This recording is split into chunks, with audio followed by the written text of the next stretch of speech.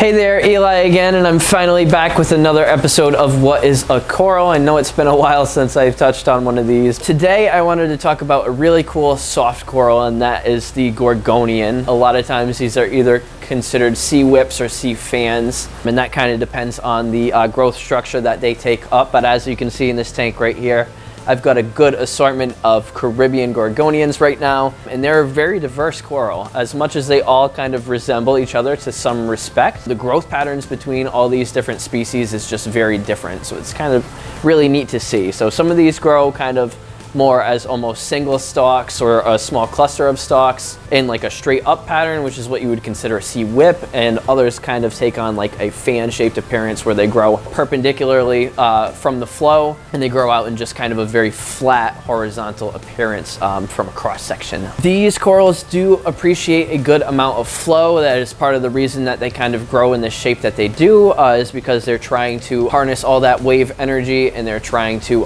collect as many food particles as they can as the water blows past them. So a lot of these Gorgonians actually do appreciate a good amount of feeding. Certain species are actually entirely non-photosynthetic. However, we don't really run into those at this shop very often.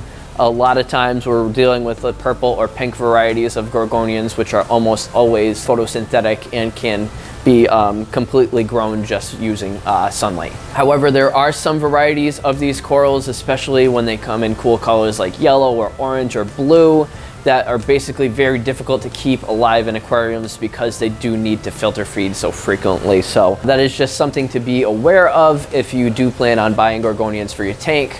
Some of these varieties are not going to do very well in a lot of aquarium settings. Generally sticking to the pinks and the purples, you will be getting a photosynthetic Gorgonian that should do well in a variety of conditions. So as I said earlier, these do appreciate a good amount of flow. Just about any species out there doesn't mind getting a large amount of intermittent flow, and they do handle a good amount of light. So a lot of these come from kind of shallower waters where they're going to get a good amount of light. However, they are very adaptive to a wide variety of conditions. A lot of the types that you're going to see in our shop are going to be pretty hardy and easygoing in your tank. Gorgonians are not the fastest growing coral. However, if you start with a larger size colony, kind of like these, they will grow a little bit quicker than, say, if you were to start from a frag. However, a lot of times we do have smaller frags available too, and these can be kind of rewarding and fun to watch grow out. One of the cool things about Gorgonians is, say you have a tank that's kind of already loaded with corals and you wanted to add something that's got a lot of vertical height to it, but you are concerned about it encrusting onto the rocks and kind of taking over other corals. Generally, the Gorgonians do not really encrust the rockwork. So if you were to place one of these down in just a small patch of your rock, glue it down, it shouldn't continue to grow onto the rock. Mostly they're going to grow upwards and outwards as they age, so they really do not encrust over other corals. They really don't compete for space that readily with the other corals on your rockwork, which just makes them a lot easier to place in your tank. So generally, upper half of the tank, somewhere with a good amount of flow, good amount of light, is perfect for these guys, and supplemental feeding with something like Fritz Coral Max or some of these other foods designed for small polyp corals should help out in growth over the long run. As I mentioned earlier, these are also true soft corals, so as much as they kind of resemble like small polyp branching stony corals, these guys are truly soft corals.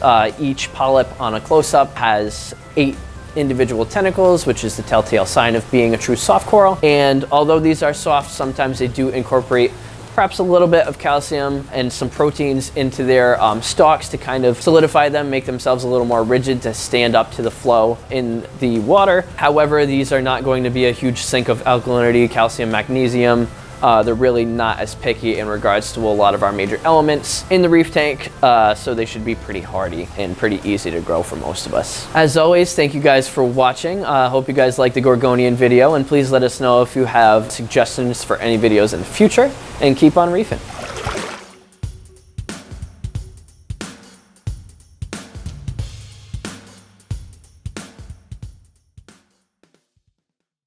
Gorgeous!